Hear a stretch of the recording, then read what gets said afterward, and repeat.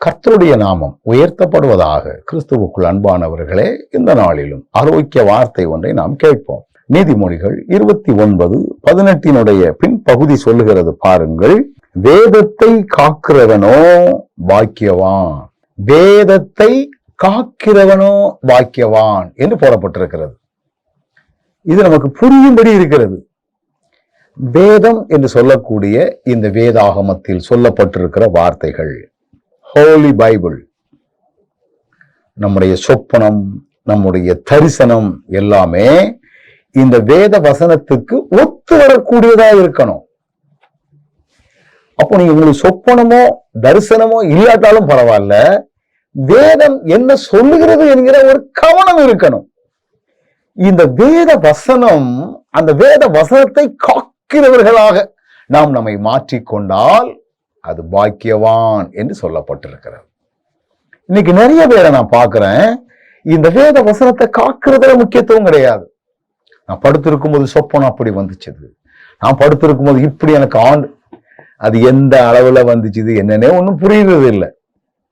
நீங்கள் பார்க்கிறவைகள் எல்லாம் வேதத்தின் அடிப்படையில இருக்கணும். அததான் நீங்க உங்க சிந்தையில நிறுத்த வேண்டிய ஒன்று. இன்னைக்கு இது நமக்குள்ள கிடையாது. சொப்பனம் பார்ப்பது தப்பா, தரிசனம் பார்ப்பது தப்பா? தப்பில்லை. ஆனால் இவைகள் எல்லாம் வேதத்தை காப்பதற்கு ஏற்ற விதமாக இருக்க வேண்டும். ஒரு காலத்துல வேத வசனமே இல்லாத நாட்கள்ல ஆண்டவர் சொப்பனம் தரிசனத்தை நிறைய கொடுத்தார்.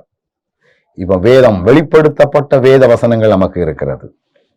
சூழ்நிலைகளுக்கு தகுந்தபடி பேசுகிறவர், வேத வசனத்தை தெளிவாக நமக்கு காக்கிறவர்.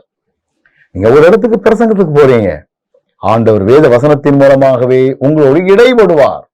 சரிதானா? ரொம்ப ஆச்சரியமா இருக்கும். அந்த வசனம் நம்ம வாழ்க்கையில நிறைய காரியங்களை நமக்கு செய்யும். அதனால வேதத்தை நம்ம காத்து கொள்ளணும். அப்படின்னா அது பாக்கியவான் என்று சொல்லப்பட்டிருக்கிறது. இலக்கியன்னு சொல்லல, பாக்கியவான். ஆண்டவரே, என்னுடைய உள்ளம் வேதத்தை காக்கிறதுல கவனமா இருக்க கிருபை தாரும். கண்களை மூடுவோமா? நல்ல ஆண்டவரே, இந்த அருமையான வேலைக்காக நன்றி. நாங்கள் வேதத்தை காக்கிறதுல கவனமா இருக்க கிருபை தாரும். இயேசுவின் நாமத்தில் ஜெபிக்கிறோம் நல்ல பிதாவே.